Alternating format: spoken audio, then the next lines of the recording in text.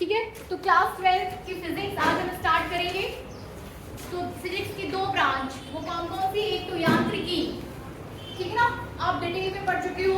और इसके बाद जो आपके पास था ऊष्मा तथा ऊष्मा गतिकी, ये आप पढ़ चुके हो। तरंगे आप पढ़ चुके हो, है ना, तरंगे हम देख चुके हैं। अब जो अगली ब्रांच है, बहुत महत्वपूर्ण ब्रांच है, वो है विद्युत तथा विद्युतिकी। ये आपका पूरा ब्रांच है जिसमें आप जो चैप्टर स्टार्ट करोगे वो हो जाएगा विद्युत आवेश तथा क्षेत्र।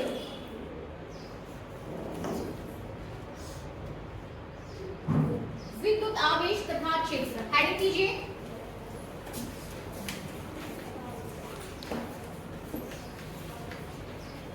विद्युत आवेश तथा क्षेत्र, ठीक है ना, विद्युत आवेश तथा क्षेत्र, इसे अपन को डिटेल में समझना है। ठीक है, कितने वर्ड्स हैं यहाँ पर? विद्युत एक अलग वर्ड हो जाता है, विद्युत आवेश एक अलग वर्ड हो जाएगा, अलग मीनिंग हो जाएगा, ठीक है ना। विद्युत आवेश तथा क्षेत्र, तो सबसे पहले हम इसकी हिस्ट्री देखेंगे कि कब किसने और कहाँ आवेश पर काम किया। थोड़ा सा अपन समझे थे ना इसको, इसकी हिस्ट्री पर। किसी भी चीज की जैसे वर्ड निकला आवेश, तो इसकी हिस्ट्री होती है कि सबसे पहले आवेश नामक शब्द किसने यूज किया, विद्युत शब्द किसने यूज किया, ठीक है ना। तो विद्युत आवेश इस थोड़ा डिस्कस किए थे हम। वैज्ञानिक थेल्स का नाम हमने देखा था, इसके बाद फिर हमने इसके बाद विलियम गिलबर्ट का नाम देखा था, इसके बाद फिर हमने बेंजामिन फ्रैंकलिन का नाम देखा था। तीन साइंटिस्ट के नाम हमने देखे थे। सबसे पहले थेल्स, THALES, थेल्स, क्या हो जाएगा थेल्स, ठीक है ना। विलियम गिलबर्ट, इनका नाम देखा था हमने, विलियम गिलबर्ट।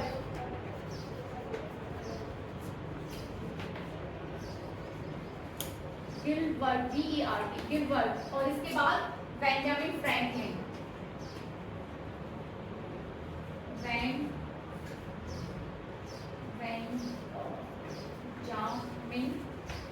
फ्रैंकलिन, ठीक है ना, बेंजामिन फ्रैंकलिन। ये तीन साइंटिस्ट ने अलग अलग समय पर विद्युत आवेश पर कुछ प्रयोग किए, अलग अलग समय पर आवेश, ठीक है ना, और विद्युत की एज अ रिजल्ट विद्युत की पे पहुंचे। तीन साइंटिस्ट, इनके नाम याद रखिए, थेल्स, विलियम गिलबर्ट और बेंजामिन फ्रैंकलिन। अलग अलग समय पर इस पर काम किया, छोटे मोटे प्रयोग करके देखे, जैसे कि स्केल लिया, बालों से रगड़ा और छोटी छोटी हल्की वस्तुओं के पास लेके गए और वो वस्तुएं उसकी ओर आकर्षित हो गई।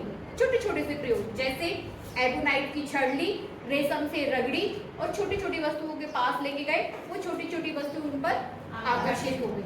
अगला प्रयोग, जैसे कि कांच की छड़ ली, फर से रगड़ा, ऊन, फर समझते ना, फर, उससे रगड़ा, घर्षण किया, छोटी छोटी वस्तुओं के पास लेके गए और वो आकर्षित हो गई। तो वो सभी वस्तुएं या वह गुण जिसके कारण अन्य वस्तुओं में आकर्षित करने की जो गुण उत्पन्न हो जाता है, वो विद्युत या विद्युतिकी, वो गुण विद्युत या विद्युतिकी कहलाता है, ठीक है ना। यही डेफिनेशन यहाँ पर विद्युतिकी की दी गई है कि कौन सी, वही गुण, है ना, इलेक्ट्रिसिटी नाम दिया गया, इस घटना को इलेक्ट्रिसिटी नाम दिया गया कि हाँ, विद्युत वह ऊर्जा है। चाहे तो आप नोट कर लीजिए, विद्युत की परिभाषा नोट करिए।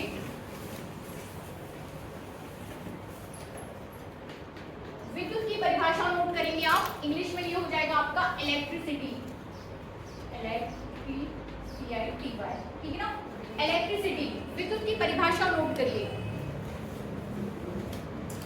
तो क्या हो जाएगी? विद्युत वह ऊर्जा है, विद्युत वह ऊर्जा है जिसके कारण किसी पदार्थ में, जिसके कारण किसी पदार्थ में हल्की वस्तुओं को आकर्षित करने का, हल्की वस्तुओं को आकर्षित करने का गुण उत्पन्न हो जाता है। हल्की वस्तुओं को आकर्षित करने का गुण उत्पन्न हो जाता है। एक जनरल सी परिभाषा देगी गई यहाँ पे, ठीक ना। क्योंकि ऐसी ये जो परिभाषा है कि विद्युत वह ऊर्जा है जिसमें हल्की वस्तुओं को आकर्षित करने का गुण उत्पन्न हो जाता है, एक नॉर्मल बिहेवियर पर वहां पर ये डेफिनेशन दे दी गई, लेकिन ये एक्चुअल डेफिनेशन नहीं है, क्योंकि चुंबक में भी तो वस्तुओं को देखिए यहाँ पर कोई भी चीज यहाँ पे क्लैरिफाइड नहीं है कि क्यों, कैसे, किन वस्तुओं में, ठीक है ना, चीजें यहाँ पे कैसे क्लैरिफाइड नहीं है। तो ये परिभाषा बस दे दी गई है उस प्रेजेंट सिनेरियो को, एट दैट टाइम के सिनेरियो को देखते हुए कि पाया और उन्होंने लिख दिया। Thank you. पाया, परेशान नहीं किया, पाया और ऐसा पाया और उन्होंने क्या किया, उसको दे दिया। जो जनरल काम चल रहा था, छोटे मोटे प्रयोग को देखते हुए सब फिर उन्होंने दे दिया, लेकिन हम इसे ये नहीं मानेंगे कि हाँ यही परिभाषा है विद्युत की, क्योंकि अब आप गूगल पे, ठीक है ना, तो इसे हम ये नहीं मानेंगे कि यही परिभाषा है एट दैट टाइम की प्रेजेंट सिनेरियो को देखते हुए। छोटी मोटी सी बस जो पाया उन्होंने वो लिख दिया कि विद्युत वह ऊर्जा है जिसके कारण किसी अन्य वस्तु में दूसरी वस्तु को आकर्षित करने का गुण उत्पन्न हो जाता है। लेकिन अब आप गूगल पर यदि विद्युत की परिभाषा इलेक्ट्रिसिटी या विद्युत जैसा शब्द डालेंगे तो अब आपको ये परिभाषा नहीं मिलेगी। आप वहाँ पर इलेक्ट्रॉन्स की बात की जाएगी, वहाँ पर बात की जाएगी कि क्यों, आवेश की बात की जाएगी, वहाँ पर धारा की बात की जाएगी, ठीक है ना। चलिए अब इसके बाद हम डिस्कस करेंगे आवेश उत्पत्ति का। देखिए आवेश तो आप समझने लगे हो, फॉर एग्जाम्पल जैसे मैं बोलूँ, पहले हम ऋण आवेश तथा धनावेश डिस्कस कर लेते हैं, उसके बाद फिर आवेश की उत्पत्ति का कारण देखेंगे, ठीक है। आगे बढ़ते हैं।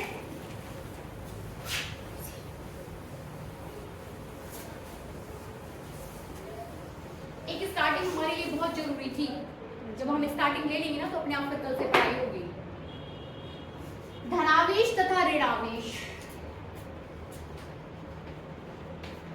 धनावेश तथा ऋण आवेश, ठीक है। इस पर बात करेंगे हम धनावेश तथा ऋणावेश की। तो धन तथा ऋण आप समझते हो, ठीक है ना। एक वर्ड ये समझिए यहाँ पर इलेक्ट्रॉन्स की कमी और या इलेक्ट्रॉन्स का ज्यादा हो जाना डिपेंड करता है कि वस्तु पर धनावेश रहेगा कि ऋणावेश रहेगा, ठीक है ना। छोटी सी बात आप समझते हो, धन धन प्रतिकर्षित करेगा, ऋण ऋण प्रतिकर्षित करेगा, और धन ऋण या ऋण धन आपस में क्या करेंगे, आकर्षित करेंगे, ठीक है। रिपल्सिव, अट्रैक्टिव, समझते हैं ना। तो धन और अब हम उस समय की बात करें कि कौन कौन से वहां पर छोटे छोटे से प्रयोग किए गए, ठीक है ना। तो हुआ क्या कि रेशम रेशम और कांच की दो छड़ मेरे हाथ में, फॉर एग्जाम्पल, ठीक है ना, मेरे हाथ में क्या है, रेशम, लिख लेते हैं, रेशम है मेरे हाथ में, और क्या है, कांच की छड़, दो छड़ है अपने पास, दो छड़, ठीक है। एक साइड मैंने इनको रख दिया।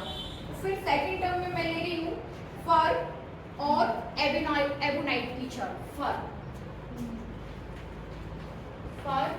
और एबोनाइट की छड़, ये कुछ प्रयोग किए गए छोटे मोटे, उनको अपन डिस्कस कर रहे हैं, ठीक है। तो सबसे पहले क्या करेंगे, रेशम है और कांच की दो छड़, मैंने रेशम पर कांच की दोनों छड़ों को क्या किया, रगड़ दिया और साइड में रख दिया। ये किस पर रगड़ी हुई है, रेशम पर रगड़ी हुई है और कांच की दो छड़ है। फिर मैंने फर है मेरे पास और एबोनाइट की दो छड़, एबोनाइट कोई धातु है, फर पे रगड़ा और साइड में रख दिया, ठीक है ना। ये समान चीज से रगड़ी हुई है और ये भी समान चीज से रगड़ी हुई है। जब कांच के हम छड़ों को आपस में पास में रखेंगे तो उसमें क्या होगा, प्रतिकर्षण, समान है। इसको भी आपने रेशम से रगड़ा था और इस छड़ को भी, और दोनों ही किसकी है, कांच की है, दोनों ही किसकी है, कांच की, और ये दोनों ही किसकी है, एबोनाइट की, ठीक है ना। दोनों को एक ही वस्तु से रगड़ा था तो एक ही जैसे गुण आ जाएंगे, या तो इलेक्ट्रॉन्स उनके अंदर चले जाएंगे या अंदर आ जाएंगे या उसमें आ जाएंगे, ठीक है ना। लेकिन एक जैसे गुण आ जाएंगे क्योंकि दोनों ही कांच की और दोनों को आपने रेशम से रगड़ा, तो दोनों पर ही समान आवेश आएगा और दोनों एक दूसरे के साथ क्या करेंगी, प्रतिकर्षण, ठीक है ना। फिर यहाँ देखिए हम एबोनाइट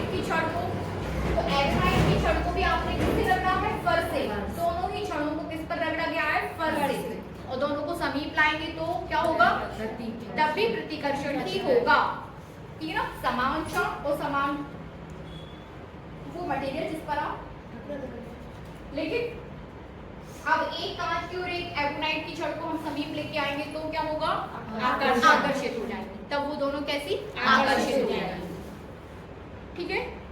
अब हम ये कारण जानेंगे कि क्यों धनावेश और क्यों ऋणावेश उत्पन्न हो जाता है।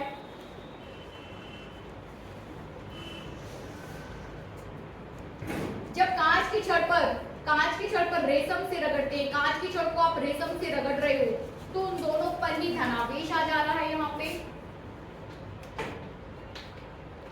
ठीक है ना। और जब एवोनाइट की छड़ को आप फर से रगड़ रहे हो तो दोनों पर ही यहाँ पे क्या आ जाता है, ऋणावेश, ठीक है ना, ऋण आवेश।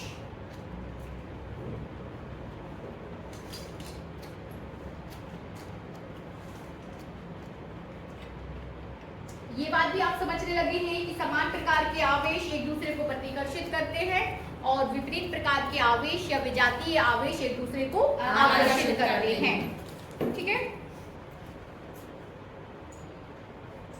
बनेगा यहाँ तो, ठीक है। इसके कारण हम आगे देखेंगे। एक वर्ड आएगा आपका डोनर और एक एक्सेप्टर। एक चीज होता है इलेक्ट्रॉन को डोनेट कर देना और एक चीज होती है इलेक्ट्रॉन को अपने में ले लेना। तो यहाँ से आपकी थ्योरी ये वाली आएगी कि किस पर धनावेश और किस पर ऋणावेश आएगा। तो उसके लिए सबसे पहले हमें देखना होगा आवेश उत्पत्ति का इलेक्ट्रॉनिक सिद्धांत, ठीक है। ये साफ कर दूं। नेक्स्ट टॉपिक हम ले रहे हैं आवेश उत्पत्ति का इलेक्ट्रॉनिक सिद्धांत।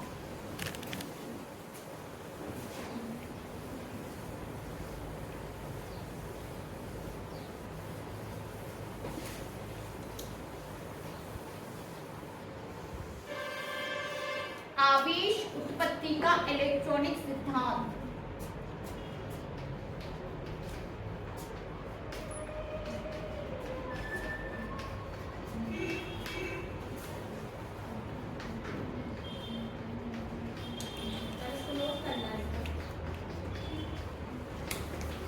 करना है आपको, थोड़ा समझ लेते हैं फिर मैं करा देती हूँ, ठीक है। करा दूंगी मैं, अभी थोड़ा अपन स्टार्टिंग तो ले लें, कर लेंगे कुछ चीजों को, ठीक है। आवेश उत्पत्ति का इलेक्ट्रॉनिक सिद्धांत, है ना। आवेश उत्पत्ति का इलेक्ट्रॉनिक सिद्धांत, किस बात को समझिए, सभी पदार्थ, जितने भी पदार्थ हैं वो सभी पदार्थ, चाहे आप हो, हम हो, आपका पेन, कोई पत्थर, कोई कण, मेरा मोबाइल फोन, सारी चीजें, अणु परमाणु, ये बात समझते हैं आप, अणु परमाणु। और देन हम बात करते हैं नाभिक की, समझ रहे हैं ना। उसके बाद हम बात करते हैं किसकी, नाभिक की बात करते हैं ना, नाभिक की। अब नाभिक के अंदर क्या होता है, न्यूट्रॉन प्रोटॉन, ठीक है ना। ये आपका नाभिक है और नाभिक के अंदर क्या होते हैं, न्यूट्रॉन प्रोटॉन और इलेक्ट्रॉन इनकी जो है चारों ओर क्या करते हैं, चक्कर लगाते हैं। ये इलेक्ट्रॉन क्या है, नाभिक के चारों ओर चक्कर लगाते हैं। इतनी बात हम सभी समझते हैं। अब इतनी बात भी समझते हैं कि इलेक्ट्रॉन्स और प्रोटॉन पर समान आवेश होता है लेकिन विपरीत होता है, ठीक है ना। इलेक्ट्रॉन्स और प्रोटॉन पर आवेश कैसा होता है, समान आवेश, लेकिन कैसा होता है, विपरीत आवेश। अब हमें यहाँ पर इलेक्ट्रॉन्स को इलेक्ट्रॉन्स के प्रकार को देखना है। इलेक्ट्रॉन्स देखिए, एक इलेक्ट्रॉन जो होता है, जैसे ये जो नाभिक के पास जो इलेक्ट्रॉन्स रहेगा वो कैसा रहेगा, एक बद्ध इलेक्ट्रॉन, बद्ध। केमिस्ट्री आप सब पढ़ते हो और समझते भी हो इस बात को कि वो सभी इलेक्ट्रॉन्स जो नाभिक के समीप होते हैं, पास में समीप, वो सब कैसे कहलाते हैं, बद्ध इलेक्ट्रॉन, बद्ध। माना इन्हें मुक्त कर पाना थोड़ा सा कैसा हो जाता है, टफ, कठिन हो जाता है। इन्हें मुक्त कर पाना कैसा हो जाता है, कठिन, टफ। लेकिन जो इलेक्ट्रॉन्स नाभिक से काफी दूर होते हैं वो एज कंपेरिजन टू समीप के इलेक्ट्रॉन्स की अपेक्षा जो है थोड़ा सा कैसे होते हैं, लूजली कनेक्टेड होते हैं। हाँ, लूजली कनेक्टेड। ये स्ट्रांगली कनेक्टेड होते हैं, ये वाले जो पास में हैं, और जो दूर इलेक्ट्रॉन्स है वो कैसा रहेगा, लूजली कनेक्टेड रहेगा, ठीक है ना। इज दैट क्लियर, इतनी बात क्लियर है। तो क्या होता है कि जो इलेक्ट्रॉन्स, बद्ध इलेक्ट्रॉन्स है, उन्हें मुक्त कर पाना कठिन है, बट जो लूजली इलेक्ट्रॉन्स जो कम ऊर्जा से जुड़ा हुआ है, दूर है, जिस पर बल कम है, नाभिकीय बल यहाँ स्ट्रॉन्ग रहता है और दूरी बढ़ने के साथ कैसा हो जाता है, कम होता है। तो जो कम बल के साथ जुड़े हैं उन्हें मुक्त कर पाना इजी है, जो अधिक बल के साथ जुड़े हैं उन्हें मुक्त कर पाना कैसा रहेगा, टफ। तो जो अधिक बल के साथ जुड़े हैं वो बद्ध इलेक्ट्रॉन्स कहलाते हैं। कैसे इलेक्ट्रॉन्स, बद्ध इलेक्ट्रॉन्स, समझ रहे ना। वो सभी इलेक्ट्रॉन्स कैसे कहलाएंगे, बद्ध इलेक्ट्रॉन। और वो सभी इलेक्ट्रॉन्स जो परमाणु से अलग हो सकते हैं, जिसमें पॉसिबिलिटीज है परमाणु से अलग होने की, वो इलेक्ट्रॉन्स मुक्त इलेक्ट्रॉन्स कहलाते हैं। ठीक है ना, वो सभी इलेक्ट्रॉन्स क्या कहलाएंगे, मुक्त। तो एक हो गया आपके पास बद्ध इलेक्ट्रॉन और एक हो गया आपके पास मुक्त इलेक्ट्रॉन।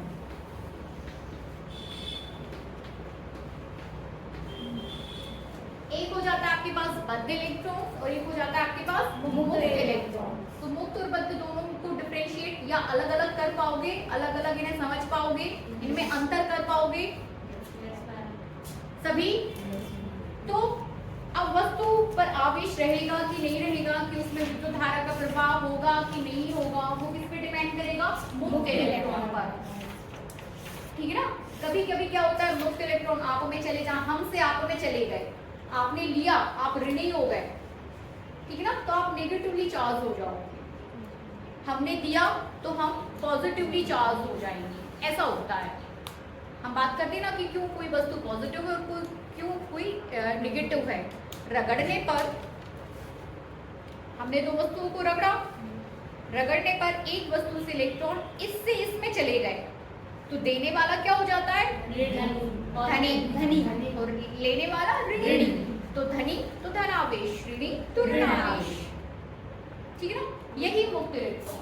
अब किसी किसी में मुक्त इलेक्ट्रॉन्स है ही नहीं, तो वस्तु को आप आवेशित नहीं कर पाओगे। समझ में आया। यही है आपका आवेश उत्पत्ति का इलेक्ट्रॉनिक सिद्धांत। यहाँ पर आपको पूरा समझाना पड़ेगा, परमाणु नाभिक की बात करनी पड़ेगी, इलेक्ट्रॉन प्रोटॉन की बात करनी पड़ेगी, फिर इलेक्ट्रॉन की जैसे ही बात करोगे तो आपको बद्ध और मुक्त इलेक्ट्रॉन्स की बात करनी पड़ेगी। फिर उसके बाद अब आप बात करोगे कि जब रगड़ते हैं तो एक से दूसरे में चले जाते हैं, तो धनावेश और ऋणावेश की बात कर दोगे। ठीक है, दे दूंगी मैं, तो आप लोग कर लेना नोट। कुछ पॉइंट्स यहाँ पर आप देख सकते हो, लिखिए।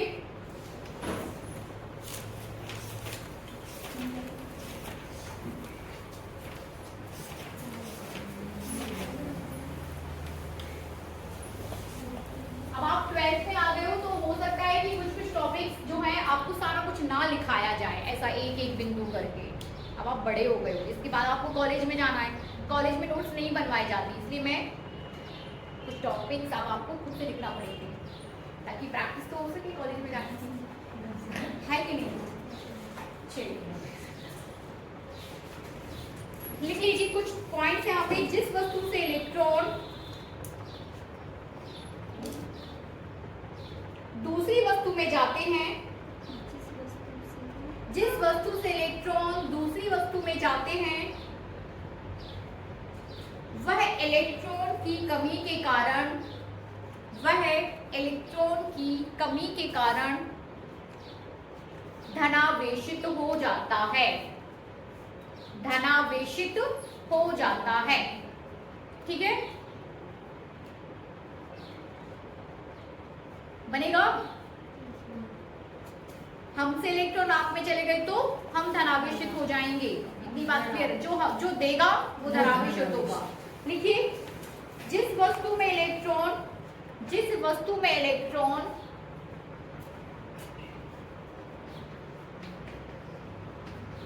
ठीक है, जिस वस्तु में इलेक्ट्रॉन दूसरी वस्तु से आ जाते हैं,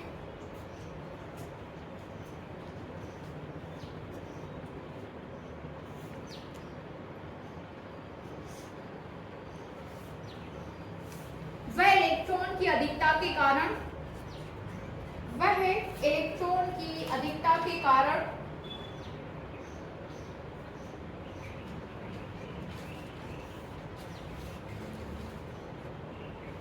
इलेक्ट्रॉन की अधिकता के कारण ऋणावेशित हो जाता है। ठीक है, चलिए नेक्स्ट बनेगा। अब हम बात करेंगे चालक तथा कुचालक की। चालक तथा विद्युत रोधी या फिर कुचालक। इसे साफ कर दूं कैसे?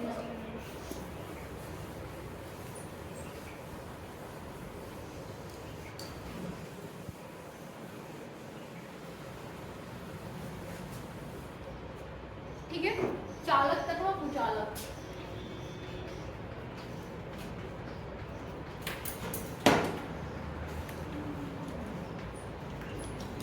विद्युत रोधी इस वर्ड को भी समझ के चलिए, नहीं तो पता चले इसको स्किप कर दिया और कुचालक कुचालक ही आप समझ रहे हो। तो कुचालक ही विद्युत रोधी है, ठीक है ना। कुचालक, ठीक है। तो मुक्त इलेक्ट्रॉन हम समझ चुके हैं, मुक्त इलेक्ट्रॉन क्या है, ठीक है ना, है कि नहीं? मुक्त इलेक्ट्रॉन समझने लगे। चालक कुचालक समझते हैं, जैसे धारा का प्रवाह हो सके वो चालक, धारा का प्रवाह ना हो सके वो कुचालक। इन अदर वर्ड, अब अलग शब्दों में हम इसको देखेंगे। अलग शब्दों में क्या हो जाएगा किरण, कि जिनमें मुक्त इलेक्ट्रॉन्स की संख्या अधिकतम में होगी या जिन वस्तुओं में मुक्त इलेक्ट्रॉन्स उपस्थित हैं वो चालक, और जिनमें उपस्थित नहीं है वो कुचालक। जिसमें मुक्त इलेक्ट्रॉन नहीं है उसमें धारा प्रवाहित नहीं हो सकती। ठीक है, लिख लीजिए इसको। चालक कुचालक में धातुओं, पहले चालक में लिखिएगा धातुओं जैसे चांदी, तांबा, एल्युमिनियम आदि। धातुओं जैसे चांदी, तांबा, एल्युमिनियम आदि में अपेक्षाकृत मुक्त इलेक्ट्रॉनों की संख्या, अपेक्षाकृत मुक्त इलेक्ट्रॉनों की संख्या बहुत अधिक होती है, बहुत अधिक होती है। अतः इनमें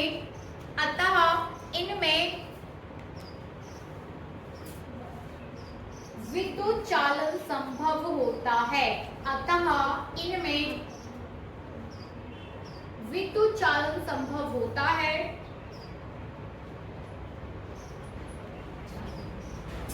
ये पदार्थ चालक कहलाते हैं।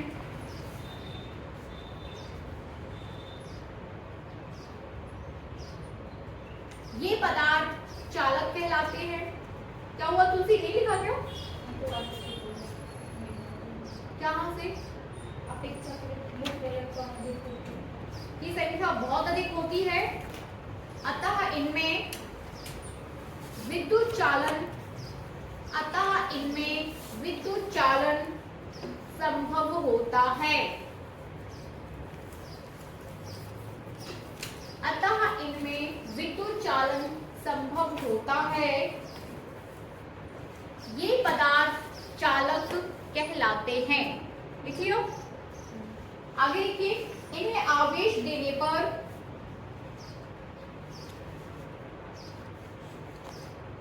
वह तुरंत इनके संपूर्ण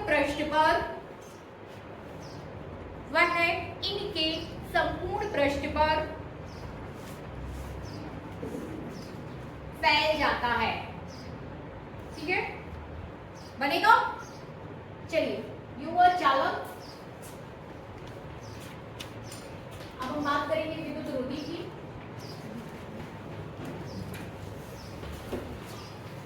विद्युत रोधी या फिर कुचालक। आपके पास 2 मिनट है, फटाफट विद्युत रोधी की परिभाषा लिख लें अपने मन से और फिर हमें बताएं कि आपने क्या लिखा। अपना दिमाग चलाइए और लिखिए और फिर हमें बताइए कि आपने क्या लिखा। देखो सभी बच्चे, चालक, एक काम करो, पहले चालक को पढ़ लो पहले चालक की परिभाषा पढ़िए, फिर इसी से कुचालक की परिभाषा बनाइए।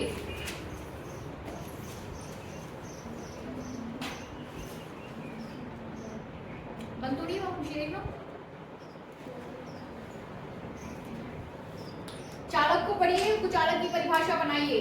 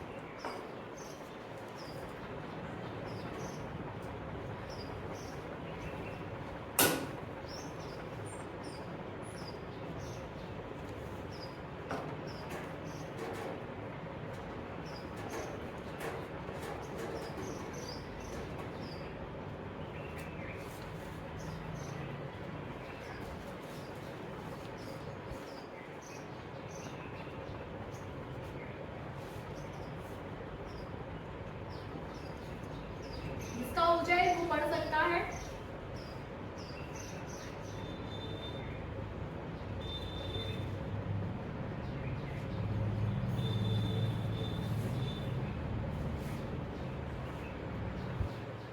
हो गया?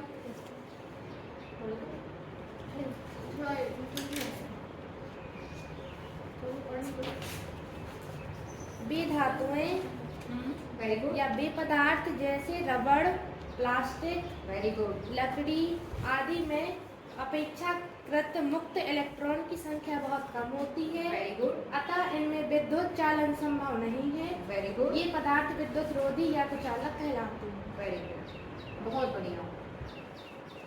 और किसने लिखा? पढ़ो पारू। बे पदार्थ जैसे रबड़, स्टील, प्लास्टिक, स्टील नहीं है, चलो प्लास्टिक, हाँ आगे। आदि यहाँ करंट आ जाता है ना, हाँ हाँ आगे। अपेक्षाकृत मुक्त चेक नहीं है ना? की संख्या बहुत कम होती है, तथा इनमें विद्युत चालन संभव नहीं होता। ये पदार्थ चालक कहलाते हैं। इन्हें विद्युत रोधी के नाम से जाना जाता है। वेरी गुड, इनमें आवेश देने पर वह तुरंत इनके संपूर्ण पृष्ठ पर नहीं फैलता। वेरी गुड, बहुत बढ़िया, तालियां। चलिए स्वाति, देखिए खुद से जब हम लिखते हैं तो हमारा अपना ही अलग ही कॉन्फिडेंस बढ़ता है ना, अच्छा लगता है ना कि आपने चीजों को खुद से लिखा। आप लिखा दे, पढ़ा दे, फिर आप उसको वर्ड टू वर्ड उसकी तैयारी करो। अब ये जो आपने परिभाषा लिखी विद्युत रोधी की, ये आपकी हमेशा के लिए हो गई क्योंकि आपने खुद से लिखा अपने दिमाग से। वह पदार्थ जैसे रबड़, लकड़ी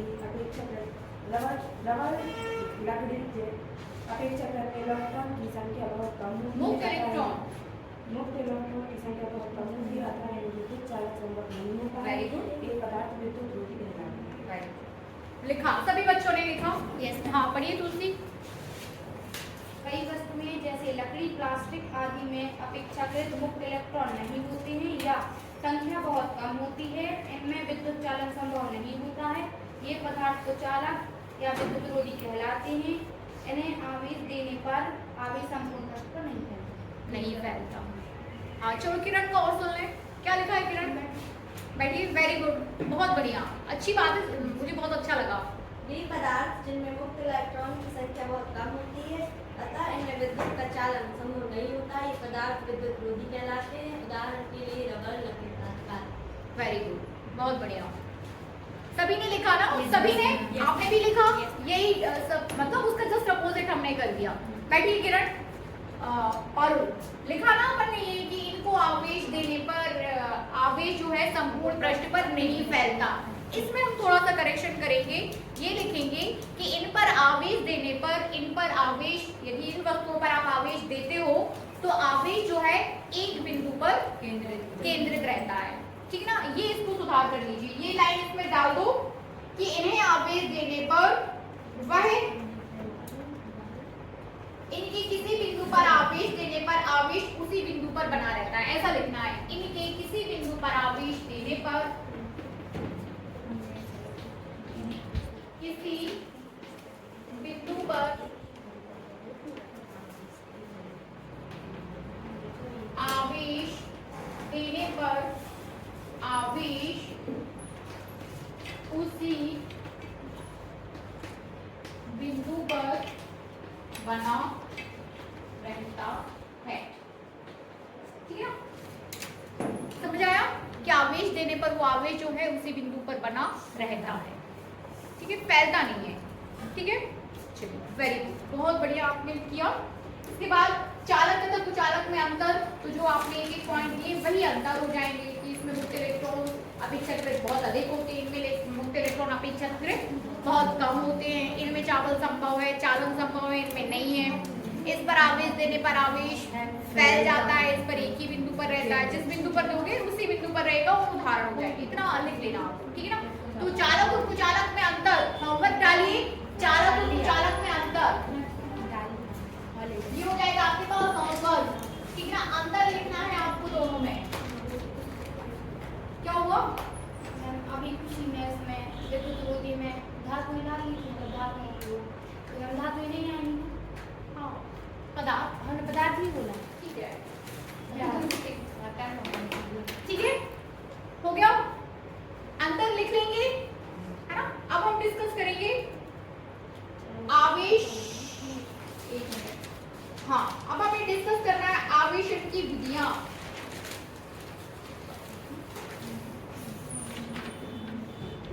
आवेशन की विधियां, ये साफ कर दूं।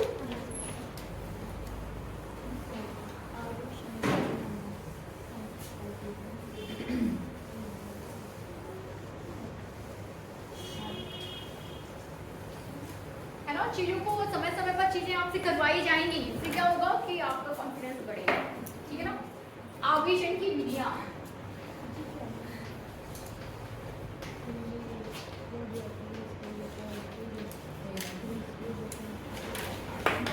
अभी अपन ने इसको फर को और इसको आवेश किया था ना, एवोनाइट छड़ को और कांच की चम कैसे रगड़ के, है ना, रगड़ के किया था। तो एक प्रकार की विधि है कि नहीं। तो एक विधि आपकी हो जाएगी संपर्क में लेके आके, रगड़ना नहीं लिखेंगे, क्या लिख देंगे, संपर्क में लेके आके भी नहीं, चालन द्वारा, ठीक है ना। चालन, बस चालन तभी होगा जब संपर्क में आएंगे, ठीक है। तो एक विधि हो जाएगी आपकी चालन द्वारा, चालन द्वारा, और दूसरी हो जाएगी आपकी प्रेरण द्वारा, प्रेरणा के द्वारा, आवेशन। सबसे पहले आवेश और आवेशन को डिफरेंशिएट करिए, आवेश और आवेशन। आवेश, आप ऑलरेडी आवेशित हो, या आवेशन हो जाएगा कि हम आपको आवेशित कर रहे हैं, वो आवेशन है। चार्जिंग, डिस्चार्जिंग, चार्जिंग इंग्लिश में क्या हो जाएगा, चार्जिंग। जैसे मोबाइल डिस्चार्ज हो जाता है तो हम चार्जिंग में लगा देते ना, ये वर्ड से तो हम फैमिलियर है, चार्जिंग करना।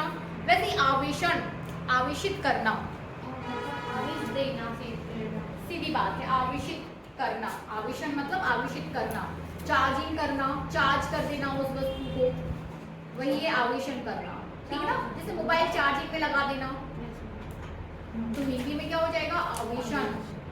समझ रहे ना, वही चीज है, होना और करना। आवेशित वस्तु को, आवेशन जिस विधि के द्वारा आप कर रहे हो वो आवेशन की विधि है। वस्तु को बोलोगे आवेशित विधि, आवेशित वस्तु। जैसे चार्जिंग पे लगा देना और चार्ज हो जाना, चार्जिंग और चार्ज और चार्जर अलग अलग शब्द हैं।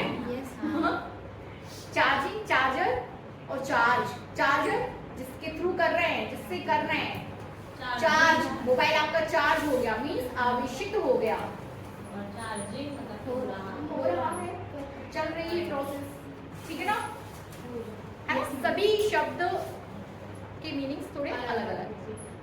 तो दो विधियां हैं यहाँ पर चालन की, एक तो हो गई क्या, चालन द्वारा, और दूसरा क्या हो गया, प्रेरण द्वारा। चालन का जब दो वस्तुएं ऐसे संपर्क में रहती हैं, जैसे मोबाइल और ये एक दूसरे के साथ कनेक्टेड है, वायर के थ्रू कनेक्टेड है ना, तो ये कैसी विधि हो गई आपकी, चालन या फिर कंडक्शन। इंग्लिश में बोल देंगे इसे charging by conduction, charging by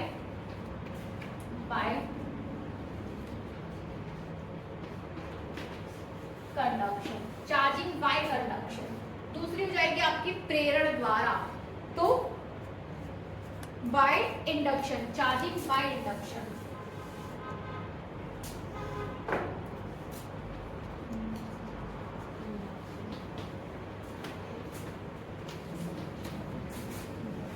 induction, induction, charging by conduction, charging by induction. Induction प्रेरण द्वारा, मतलब अब यहाँ पर जो जिसे आपको चार्ज करना है वो आपके साथ संपर्क में नहीं रहेगी, ठीक है। लिखिए, थोड़ा थोड़ा सा बस लिखवाऊंगी, इसमें समझने का है बाकी, ठीक है। चालन में लिखिए,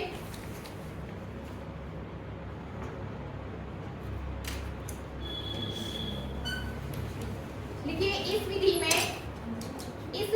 में अनावेशित वस्तु को, इस विधि में अनावेशित अनावेशित वस्तु को, फोर्थ पीरियड कौन सा चल रहा है? चलिए तो नहीं मैम, पापा हम देखो इंग्लिश क्लास स्टार्ट हो जाए तब तक नहीं, तब तक लिखिए। इस विधि में अनावेशित वस्तु को आवेशित वस्तु से, अनावेशित वस्तु को आवेशित वस्तु से स्पर्श कराते हैं, स्पर्श कराते हैं। ऐसा करने से आवेशित वस्तु का कुछ आवेश, आवेशित वस्तु का कुछ आवेश अनावेशित वस्तु पर चला जाता है।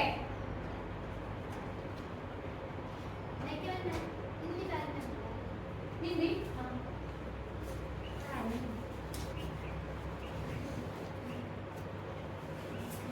अनावेशित वस्तु का कुछ आवेश,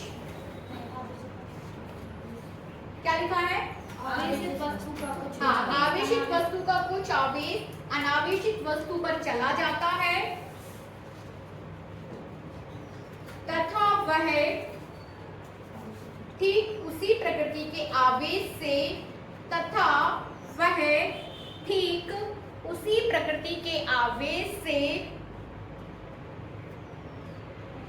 आवेशित हो जाता है, उसी प्रकृति के आवेश से आवेशित हो जाता है। जो आवेशित वस्तु पर होता है, ठीक है, जो आवेशित वस्तु पर होता है, बस। चलो अब नेक्स्ट लिखिए, प्रेरण द्वारा।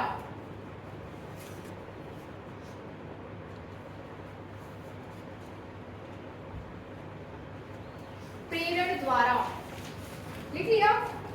लिखिए, प्रेरण विधि में, प्रेरण विधि में आवेशित वस्तु को, प्रेरण विधि में आवेशित वस्तु को अनावेशित वस्तु के पास, अनावेशित वस्तु के पास बिना छुए रखा जाता है, बिना छुए रखा जाता है, ठीक है ना? आप सिर्फ आप पास में रख रहे हो। ऐसा करने से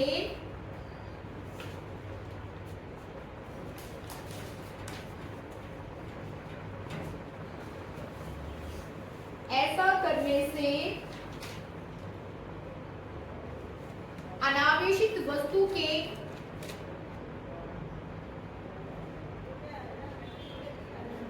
बस मैं छोड़ ही रही हूं। ऐसा करने से अनावेशित वस्तु के आवेशित वस्तु के पास, आवेशित वस्तु के पास वाले सिरे पर, पास वाले सिरे पर विपरीत प्रकृति का आवेश, विपरीत प्रकृति का आवेश तथा